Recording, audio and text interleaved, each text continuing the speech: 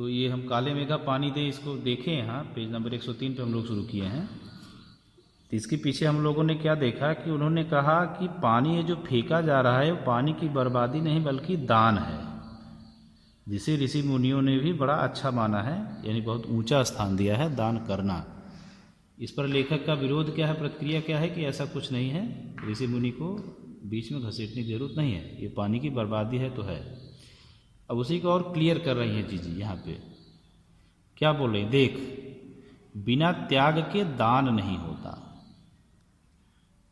कोई चीज़ हम किसी को देते हैं उसी को दान कहा जाता है ना। कोई चीज़ हम अपने पास से देते हैं और उसके बदले में कुछ पाने की इच्छा नहीं करते हैं तो उसको कहा जाता है दान, ठीक ना। एक चीज़ हमने दिया, दूसरी चीज़ हमने उससे ले लिया तो वो दान नहीं होता, वो व्यापार होता है, ठीक है। लेकिन कोई चीज़ हमने दे दिया और दे ही दिया, उससे कुछ लिया नहीं, तो उसको कहा जाता है दान। अब यहाँ थोड़ा सा दान को स्पष्ट कर रही हैं जी कि दान में त्याग होना बहुत जरूरी है, ठीक है। कैसे, उसका उदाहरण दिया कि तुम्हारे पास लाखों करोड़ों रुपए है, उसमें से तुमने 2-4 रुपए किसी को दे दिए, तो यहाँ पे वो त्याग नहीं हुआ, ठीक है ना। क्योंकि तुम्हारे पास ऑलरेडी इतना ज़्यादा पैसा है, उसमें से 2-4 रुपए हम अगर किसी को दे देते हैं तो हमने त्याग थोड़े किया। तो इनका ये कहना ये कोई दान नहीं है, यानी जिस चीज़ की आपके पास अधिकता है उसमें से कुछ आप देते हैं तो वो दान नहीं है। क्यों? क्योंकि उसमें त्याग नहीं है, ठीक है। क्लियर हुआ। आगे करें कि त्याग वो होता है जो चीज़ तुम्हारे पास कम हो और तुम्हें उसकी ज़्यादा ज़रूरत है, ठीक ना। यानी कोई चीज़ हमारे पास पहले से कम है और हमें ज़रूरत भी है, फिर भी हमने क्या किया, उस चीज़ को अपनी ज़रूरत पर न ध्यान दे करके दूसरे की ज़रूरत को ज़्यादा ज़रूरत महसूस किया और उसको दे दिया। मान लीजिए आपके पास 10 रुपये हैं, लाखों करोड़ों नहीं, आपके पास 10 रुपये हैं और आपको उसकी ज़रूरत है, लेकिन आपने देखा कि किसी को 7-8 रुपये की ज़रूरत है और हमसे ज़्यादा तीव्र ज़रूरत है उसको, तो हमने उठा के उसको पैसा दे दिया, 7-8 रुपये उसको दे दिया या 10 रुपये उसको दे दिया। क्यों? क्योंकि उसको कहीं ज़्यादा ज़रूरत थी, हमको उसकी अपेक्षा कम ज़रूरत है। ज़रूरत हमको भी थी, कम हमारे पास भी है, लेकिन अपेक्षाकृत कम ज़रूरत है। तो ऐसे में अगर हमने वह पैसा दूसरे को दे दिया तो उसे दान कहेंगे, क्योंकि उसमें त्याग है, ठीक है। तो वही चीज़ यहाँ स्पष्ट किया है कि जब पानी की हमारे पास ऑलरेडी कमी है, हमें पानी की ज़रूरत है, लेकिन ये हमें पता है कि पानी को हम अगर फेंकेंगे तो पानी इससे बरसेगा जिससे लोगों का कल्याण होगा, लोगों का भला होगा। तो लोगों की भलाई के लिए हमारे पास पानी की कमी होते हुए भी पानी हमने फेंका है, इसलिए इसमें त्याग है, इसलिए दान है। तो इसलिए वास्तव में जी ने पानी फेंकने को दान कहा है, क्योंकि उसमें त्याग का भाव है। क्यों त्याग का भाव है? क्योंकि पानी हमारे पास कम है।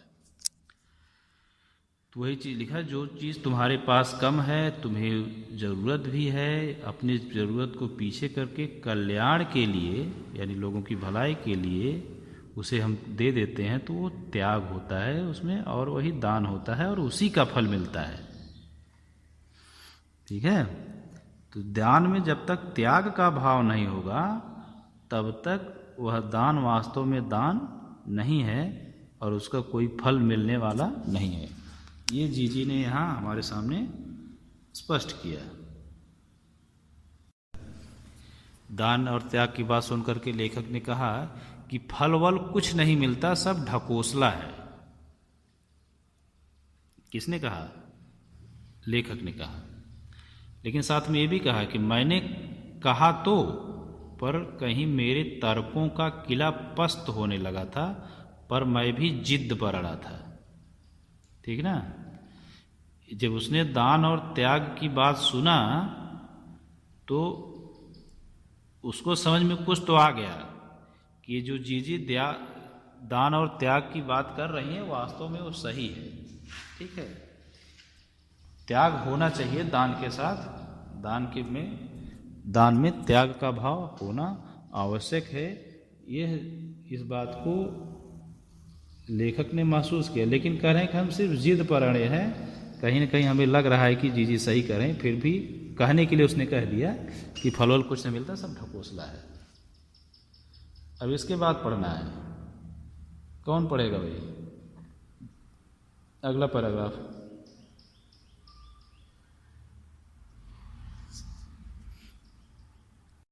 इस पैराग्राफ को देखिए, जीजी आगे अपनी बात कह रही हैं कि तुम पढ़े लिखे हो, हमने पढ़ा भी नहीं है, गांव के मदरसे का मुंह नहीं देखा। मदरसा मतलब विद्यालय कह सकते हैं, उर्दू में मदरसा कहते हैं।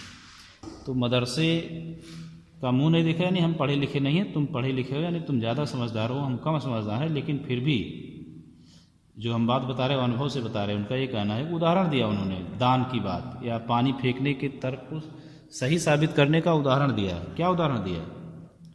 कि जैसे किसान होता है, खेत में बीज डालता है, ठीक है ना, 5-6 शेर मतलब ये वजन का मात्रक होता है। जैसे किलोग्राम होता है, किलो होता है, उसी तरीके से उससे थोड़ा सा कम शेर होता है। ध्यान रखिएगा, वो जंगल वाला शेर नहीं, ये शेर है, ठीक है ना, वजन का मात्रक है ये। तो 5-6 किलो मोटे मोटा कह सकते हैं। बीज फेंकता है तो उसे अन्न जब उपजता है तो कितना मिलता है? 30-40 मन गेहूँ। मन भी वजन का मात्रक है। जैसे क्विंटल होता है बड़ा मात्रक, वैसे मन भी एक गांव में चलता है, बड़ा मात्रक है, ठीक है, अधिक मात्रा का मात्रक है। तो अगर ज़्यादा गेहूँ या अनाज हमें पाना है तो थोड़ा सा अनाज ज़मीन में, मिट्टी में, खेत में फेंकना होगा, जिसे क्या कहा जाता है? बुआई कहा जाता है। तो उन्होंने पानी फेंकने की बात को अपने तर्क से सही साबित करने के लिए उदाहरण दिया है, ठीक ना। इसलिए कहा कि उसी प्रकार से ये जो पानी हम लोग फेंक रहे हैं, वास्तव में पानी को बो रहे हैं, उसकी बुआई कर रहे हैं। यहाँ बच्चों के ऊपर या मेढक मंडली के ऊपर या इंद्र की सेना के ऊपर हम पानी बोएंगे तो वो फसल के रूप में कहाँ हमें प्राप्त होगा? बारिश के रूप में। गली में, शहर में, कस्बे में, गांव में, सब जगह बादल की फसल आएगी और वो पानी बरसेगा, ठीक ना। फिर इन्होंने ऋषि मुनि का उदाहरण दिया कि खुद वो लोग कहे हैं कि जब तुम देवताओं को पहले खुद चढ़ाओ तो देवता लोग तुम्हें 4 गुना 8 गुना 4 8 गुना तुम्हें लौटाएंगे भैया।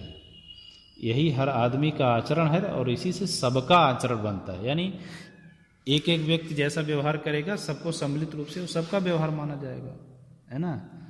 और अलग अलग व्यक्ति सिर्फ दूसरे को कहे कि उसका व्यवहार सही नहीं, वो कहे उसका व्यवहार सही नहीं, वो कहे उसका व्यवहार सही नहीं है, तो फिर किसी का व्यवहार सही नहीं होगा। सबको अपना अपना व्यवहार सही करना होगा। इसलिए लिखा हर आदमी का आचरण है और जिससे सबका आचरण बनता है।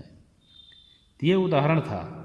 ये क्लियर हुआ कि पानी फेंकने को क्या सिद्ध किया? ये पानी की बुआई है। पानी बोया जा रहा है, जैसे फसल बोई जाती है, 4-5 सेर गेहूँ, 5-6 सेर गेहूँ बोते हैं, उसके बदले में कई मन यानी कई कुंटल गेहूँ या अनाज हमें वापस मिलता है। उसी तरीके से ये पानी हम बो रहे हैं, बाद में बारिश के रूप में ढेर सारा पानी हमको प्राप्त होगा। एक लाइन हमने अंडरलाइन कर रखा है, इसको ध्यान से देखिए। अगली लाइन है कि यथा राजा तथा प्रजा सिर्फ यही सही नहीं है। यानी अपने यहाँ जो कहावत चलती है कि यथा राजा तथा प्रजा, ये एक कहावत है। यानी जैसा राजा उसी तरीके से उसकी प्रजा, ठीक है ना। कहावत क्या है अपने यहाँ? यथा राजा तथा प्रजा। इसका मतलब क्या है कि जिस प्रकार से का राजा होगा, यानी जैसा उसका व्यवहार होगा, जैसा उसका आचरण होगा, जैसी उसकी आदतें होंगी, जैसा उसका शासन प्रशासन का तरीका होगा, उसी तरीके से प्रजा भी हो जाएगी। ये कहावत है। यहाँ लेखक कह रहा है कि सिर्फ यही सही नहीं है। जी बता रहे हैं कि सिर्फ यही सही नहीं है, बल्कि इसका उल्टा भी सही है। ये तो सही है ही, लेकिन पूर्णतः सिर्फ यही सही नहीं है। ये सही है, इसके साथ साथ इसका उल्टा भी सही है कि यथा प्रजा तथा राजा, ये भी सही है। यानी जैसी प्रजा होती है उसका राजा भी वैसा ही होगा। ये भी एक सच्चाई है, दोनों बातें हैं। यानी जैसी प्रजा होगी राजा भी वैसा ही हो जाएगा। प्रजा अच्छी है, मेहनती है, परिश्रमी है, अच्छे आचरण वाली है, तो उसके राजा को भी वैसा काम करना पड़ेगा, प्रजा की भलाई का कुछ काम करना पड़ेगा। तो ये दोनों बातें हैं, इसलिए दोनों पहलू दिखाया कि सिर्फ राजा के अनुसार प्रजा सही नहीं है, बल्कि प्रजा के अनुसार भी राजा का व्यवहार होता है। और उन्होंने कहा ये गांधी जी कहते थे। गांधी जी का जिक्र क्यों किया? लेखक ने समझा दिया कि इनका बेटा यानी जीजे का बेटा राष्ट्रीय आंदोलन के समय अंग्रेजों की लाठियाँ खा चुका था, पुलिस की लाठियाँ खा चुका था, तो आंदोलनकारी था, इसलिए गांधी जी का वो बीच बीच में जिक्र करती हैं। ये क्लियर हुआ भाई? अब हम लोग आते हैं लास्ट पैराग्राफ पे। ठीक है, शुरुआत में हमने एक लाइन आपको याद करने के लिए कहा था, ध्यान में रखने के लिए, कि गगरी फूटी बैल पियासा सबसे शुरू में आया था। काले मेघा पानी दे गुड़दानी दे, गगरी फूटी बैल पियासा, वहाँ एक लाइन आई थी। ठीक है ना? अब मैंने कहा था इसका जिक्र लास्ट में आएगा। यहाँ देखिए, हाँ यहाँ देखिए बार आया। अब देखिए लास्ट अंतिम पैराग्राफ अच्छा है, ध्यान से करा। इन बातों को आज 50 से ज़्यादा बरस होने को आए। यानी पिछली ये जो भी बातें हैं लेखक वर्तमान समय में याद कर रहा था। अब जब वो लेखक बन चुका है तभी वो पीछे की बातें याद कर रहा था, बचपन की बात, जीजी की बात, मेढक मंडली की बात, अपने तर्क, वो सारी चीज़ें याद कर रहा था आज। इसलिए कह रहा है कि 50 से ज़्यादा साल हो गए, 50 साल पहले की बात थी, लेकिन कह रहा है कि ज्यों की त्यों मन पर दर्ज है, यानी वो अभी तक याद है। कह रहा है कि कभी कभी कैसे कैसे संदर्भों में, यानी किन किन बात संबंधों में ये बातें मन को कचोट जाती हैं। जो बातें उस समय जीजी के संदर्भ में जीजी ने समझाई थी। कौन सी बात? त्याग की बात। कौन सी बात? दान की बात। ठीक ना, ध्यान रखिएगा, ये त्याग और दान की बात यहाँ भी होने वाली है। उस समय जीजी ने समझाया था ना कि हमें त्याग करना चाहिए, दान करना चाहिए, तो उसे वो सारी चीज़ें याद आ रही हैं। ठीक है, वही कहा था, बातें कचोट जाती हैं। क्या बातें? कि हम आज देश के लिए करते क्या हैं। लाइन ध्यान से देखिए, हम आज देश के लिए करते क्या हैं। हम क्या करते हैं देश के लिए? कौन सा त्याग देश के लिए करते हैं? कौन सा दान देश के लिए करते हैं? यानी बहुत कम करते हैं। करें कि मांगे हर क्षेत्र में बड़ी बड़ी हैं। हमको सड़क चाहिए, 24 घंटे बिजली चाहिए, अच्छा अस्पताल चाहिए, ये चाहिए, वो चाहिए, है ना, मांग है।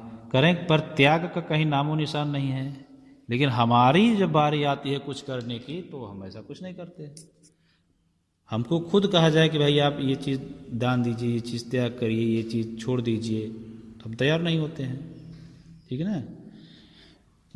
तो ये अंतर उसे दिख रहा है कि मांगे हर कोई चाहता है कि अच्छी चीज़ ये हो, वो हो, ऐसा हो, ऐसा हो, लेकिन खुद जब करने की बारी आती है तो पीछे हट जाता है। उस समय क्या होता है? कह रहे हैं कि अपना स्वार्थ एकमात्र लक्ष्य रह गया है। सिर्फ हम अपने फायदे की बात सोचते हैं, देश समाज से कोई मतलब नहीं हो, सब कहने की बातें हैं। क्या आगे रह गया? क्या उद्देश्य रह गया? एकमात्र अपना स्वार्थ, अपना लाभ। करें कि हम चटखारे यानी मजे ले लेकर के इसके या उसके भ्रष्टाचार की बातें करते हैं। कोई करप्शन में पकड़ा गया तो हम लोग बड़े मजे लेकर के बात करें, देखिए करप्शन पकड़ा गया, बहुत बुरा काम करता था, ठीक हुआ, पकड़ा गया, अच्छा हुआ, ऐसा नहीं करना चाहिए, जिम्मेदार पद पर है तो उसे जिम्मेदारी निभानी चाहिए, आदि आदि बातें हम लोग करते हैं। ठीक ना? हम चटखारे लेकर इसकी या उसके भ्रष्टाचार की बातें करते हैं। करें पर क्या कभी हमने जांचा है, हमने ये महसूस किया है अपने स्तर पर, अपने दायरे में हम उसी भ्रष्टाचार के अंग तो नहीं बन रहे? यानी हम भी तो कभी कभी ऐसा तो नहीं कर देते हैं, या हम भी उस भ्रष्टाचार को बढ़ावा तो नहीं देते हैं? इस चीज़ को कभी हमने जांचा परखा है? अगर किसी ने रिश्वतखोरी हमसे की, रिश्वत के रूप में हमसे 500 रुपये मांगा, तो क्या हम सहर्ष देने के लिए तैयार हो गए? अगर हम तैयार हो गए तो इसका मतलब हम भी उसमें सम्मिलित हो गए, है कि नहीं? हम बड़े खुशी से अपना काम निकालने के लिए, कुछ पैसा देने के लिए तैयार हो जाते हैं। कहीं ऑफिस में कहीं भी काम निकालना हो तो कुछ ले दे के होता ना कि ले दे करके काम खत्म करिए। तो ये जो ले दे के बात आती है वो हम भी उसमें सम्मिलित हैं। जिसको हम सिर्फ पैसा दे रहे हैं वही भ्रष्टाचार नहीं कर रहा है, जो दे रहा है वो भी बराबर का साझीदार है। तो हम भी उस भ्रष्टाचार के अंग बन चुके हैं। इसकी भी जांच हमें करनी चाहिए कि क्या हम भी ऐसा कर रहे हैं। अगर हम ऐसा कर रहे हैं तो इसका मतलब हमें दूसरे के ऊपर अंगुली उठाने का अधिकार नहीं है। पहले हम खुद को सुधारें, फिर कहें कि ये देखिए वो भ्रष्टाचार करता है, ये अच्छी बात नहीं, ये वो बात है। ठीक है, वही चीज़ कर रहे हैं कि हम उसके अंग तो नहीं बन रहे हैं, यानी हम बन जाते हैं। अब देखिए यहाँ लाइन आ रही है, काले मेघा दल के दल उमड़ते हैं, पानी झमाझम बरसता है, पर गगरी फूटी की फूटी रह जाती है, बैल पियासे के पियासे रह जाते हैं। अब इसको इस संदर्भ में देखिए कि काले मेघा दल के दल उमड़ते हैं। तो काले मेघा क्या हो गए? काले मेघा जो हो गए वो हो गई सरकारी योजना। ठीक है, योजनाएं खूब ढेर सारी चलती हैं, पानी झमाझम बरसता है, यानी पैसा खूब आता है, योजनाओं में पैसा खूब आता है। ठीक है, तो काले बादल योजनाएं परियोजनाएं हो गई, और जो पानी है वो पैसा हो गया, जो पैसा रिलीज होता है। पर गगरी जो है वो फूटी की फूटी रह जाती है। गगरी हम कह सकते हैं कि जो हमारी समस्या है, जिसका निराकरण होना चाहिए, उस योजना से सड़क बनने के लिए आया है, अच्छी सड़क बनने के लिए पैसा आया है, तो अच्छी सड़क बन जाए, लेकिन वो बनती नहीं है। बनती है तो काम चलाऊ बनती है, एक बरसात के बाद फिर फूट जाती है, टूट फूट जाती है। तो गगरी जो है, यानी जो समस्या है वो फूटी की फूटी रह जाती है, नहीं वैसे के वैसे रह जाती है। और ये जो बैल हैं, यानी सामान्य जनता, वो पियासे के पियासे रह जाते हैं, यानी जो उनकी समस्या जैसी की तैसी रह जाती है। तो इस संदर्भ में इसको समझना है। काले मेघा क्या हो गए? योजनाएं हो गई, पानी खूब बरसता नहीं, पैसा खूब आता है, लेकिन गगरी जो है, समस्या जो है वैसी की वैसी रह जाती है। और जो बैल है, वो जो जनता है, वो प्यासा का प्यासा रह जाता है, यानी उसकी समस्याएं जस की तस रह जाती हैं, अभाव में ही वो जीवन उसका रह जाता है। आखिर कब बदलेगी ये स्थिति? ये प्रश्न उसने छोड़ दिया हम सब के ऊपर कि ये स्थिति कब बदलेगी, यानी हम बदलेंगे कि आप बदलेंगे, कि कोई किसी की उम्मीद में है कि वो आके बदलेगा। वो हमारे और आपके सोचने और विचारने के ऊपर उसने छोड़ दिया है। तो यहाँ पे जाके पाठ समाप्त होता है।